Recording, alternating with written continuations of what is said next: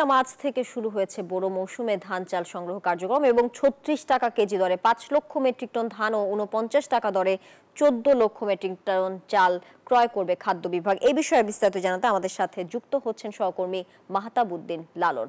লালন, ধান চাল সংগ্রহ অভিযানের প্রথম দিনে কুষ্টিয়ার কৃষক ও মিল মালিকরা সরকার নির্ধারিত দাম নিয়ে কি বলছেন?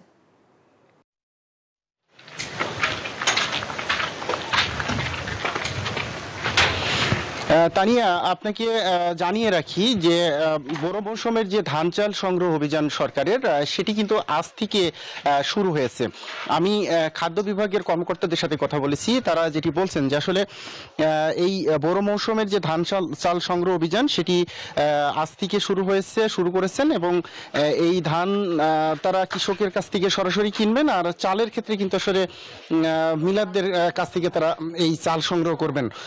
তবে খাদ্য বিভাগের কর্মকর্তারা যেটি বলছেন যে আজ থেকে যেহেতু শুরু হয়েছে সেই ক্ষেত্রে তারা মিলারদের সাথে চুক্তিবদ্ধ হবেন এবং এই মিলারদের সাথে চুক্তিবদ্ধ হওয়ার পরেই কিন্তু আসলে মিলাররা এই চালগুলো এই খাদ্য গুদামে তারা সরবরাহ করবেন, আর ধানগুলো সরাসরি কৃষকের কাছ থেকে তারা সংগ্রহ করবেন। তবে ধান এবং চালের যে দাম নির্ধারণ করেছে সরকার, গত আমন মৌসুমে কিন্তু ধানের দাম ছিল ৩৩ টাকা প্রতি কেজি, সেটি ৩ টাকা বাড়িয়ে ৩৬ টাকা নির্ধারণ করা হয়েছে, আর চালের ক্ষেত্রে ৪৭ টাকা ছিল, সেটি ৪৯ টাকা করা হয়েছে। অর্থাৎ ধান এবং চাল এই বান্ডেল থাকলে প্রতি সেনমানিতে টাকা বাঁচবে।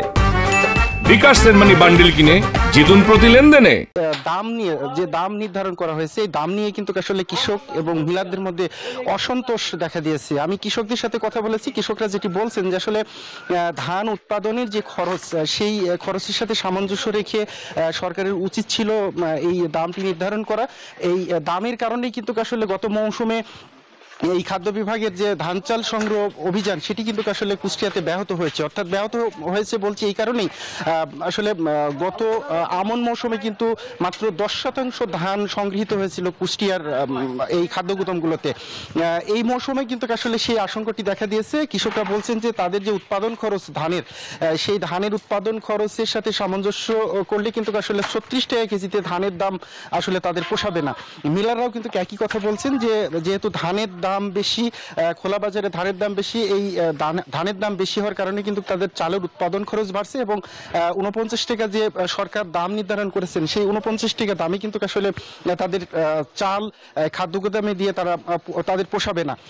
আমি খাদ্য গুদামের কর্মকর্তাদের সাথে কথা বলে আরো যতটুকু জেনেছি, তারা বলছেন যে যেহেতু অভিযানটি শুরু হয়েছে এই ধান চাল সংগ্রহ অভিযানে তারা কৃষক এবং মিলারদের সাথে বারংবার কথা বলবেন এবং এই অভিযানটি যাতে সফল হয় সে ব্যাপারে কিন্তু খাদ্য গুদামের কর্মকর্তারা কিন্তু আসলে চেষ্টা করে যাবেন। তো এই ছিল আমার কাছে ধান চাল সংগ্রহ নিয়ে কুষ্টিয়া থেকে সর্বশেষ।